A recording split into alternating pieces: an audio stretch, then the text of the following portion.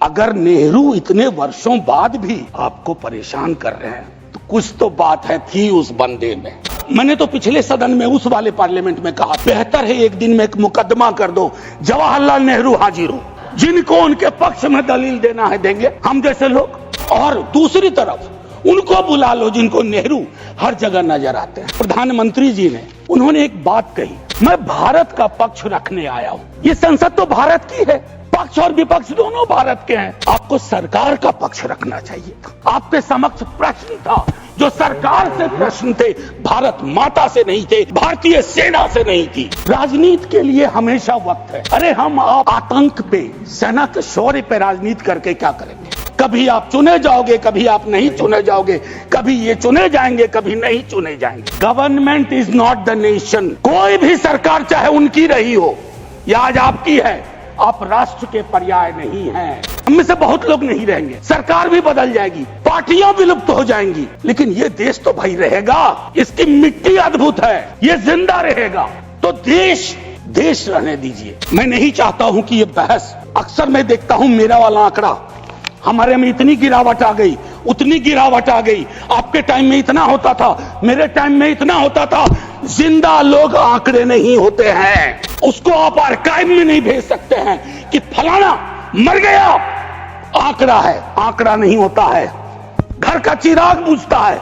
Sir, Kashmir को land mass सिर्फ नहीं समझना चाहिए, सिर्फ जमीन का टुकड़ा नहीं है कश्मीर। कश्मीर में लोग बसते हैं, कश्मीर के लोगों ने भी कुर्बानियां दी हैं।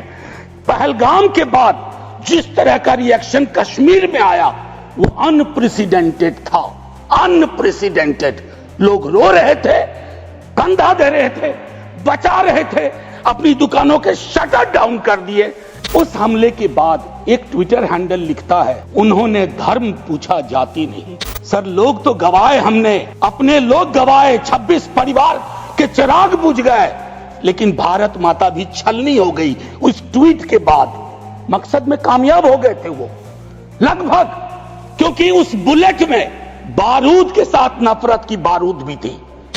लेकिन भला हो इस मिट्टी का, इस हिंदुस्तान की मिट्टी का, उसने बारूद के साथ आए नफरत के उस संदेश को नकार के रख दिया। कहीं वो नहीं हुआ जिसकी उनको उम्मीद थी, बल्कि भारतवर्ष ने एक संदेश दिया। जब सोफिया कुरैशी जी और व्योमिका सिंह जी ब्रीफिंग के लिए आती थी, हम सब का गर्व से सीना फूल जाता था। वो मेरा हिंदुस्तान है, मुझे वही हिंदुस्तान चाहिए। ये हिंदुस्तान, ये उस्मान, लान ऑफ नौशेरा, इसका मजहब पूछ करके इसकी देशभक्ति पर शक करना देश को कमजोर करना। हमारे एनएसए साहब ने कहा एक कांच नहीं टूटा हिंदुस्तान का। सर, ये संवेदन शून्यता की पराकाष्ठा है। पूछ राजौरी के लोग कांच से भी गए बीते हैं।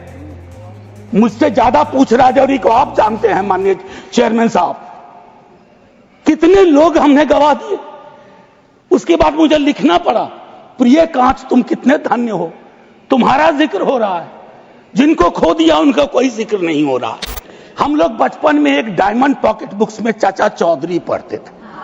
हाँ, ये अमेरिकन जो प्रेसिडेंट हैं उनमें मुझको चाचा चौधरी के सारे नेगेटिव गुण दिखते हैं। उनको एक चौधराहट सवार हो गई है। अब खरगे साहब कल कह रहे थे मेरा स्पीच खत्म होते होते 30वीं बार बोल देगा, अखबार में छपने से पहले 30वीं बार बोल गया वो व्यक्ति।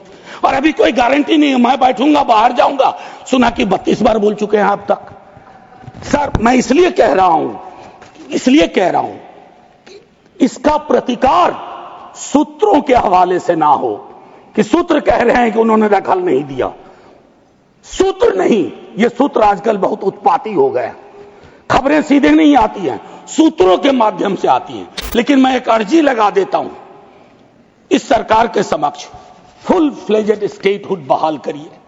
ऐसी छवियां जहां सीएम एक खास जगह ना जा सके, मौन करने के लिए, रेस्पेक्ट देने के लिए, श्रद्धांजलि देने के लिए।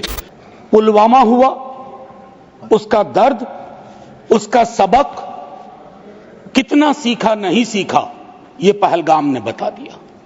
सर, ये पहलगाम जो हुआ वो इस देश की सामूहिक पीड़ा थी, सामूहिक पीड़ा। वो 26 परिवार देश की पीड़ा के प्रतीक बन गए।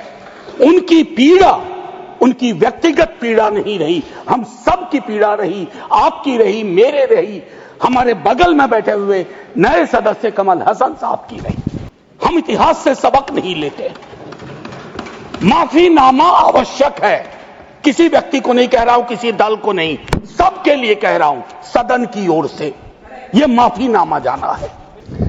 खुफिया एजेंसी को कोई कहता है जानकारी थी तो उस इशारे पर इरादे क्या बने, किस प्रकार की कोशिश हुई, हम आज तक क्लूलेस हैं। राष्ट्रीय सुरक्षा महज नारा नहीं, एक नैतिक कर्तव्य और एक जिम्मेवारी है। इस देश की एक खूबसूरती है सर, कोई आपदा आती है, कोई सामूहिक इस प्रकार की चीज होती है, यह देश एक जैसा सोचने लगता है सर, एक जैसा सोचने लगता है।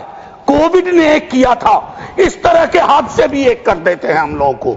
लेकिन सर, ये जो national unity in the times of grief है, it should become a kind of shield to protect the government from valid criticism.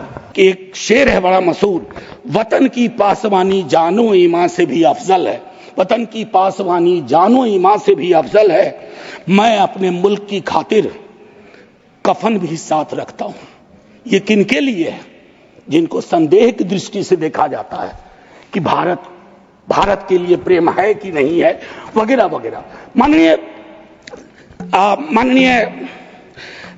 सभापति महोदय, मैं सिर्फ एक आग्रह करूंगा, चूंकि कल की प्रोसीडिंग मैंने लोकसभा की भी देखी, मुझे दुख हुआ कि इस पीड़ा ऑपरेशन सिंदूर, जिसमें सेना के शौर्य को पूरा सदन सलाम कर चुका है, लेकिन जो विसंगतियां सेना ने इंगित की समय समय पर, जिसमें पॉलिटिकल डिसीजन का बहुत बड़ा कंट्रीब्यूशन था, उसको रेटोरिकल अंदाज से, रेटोरिक से कवर नहीं किया जा सकता है।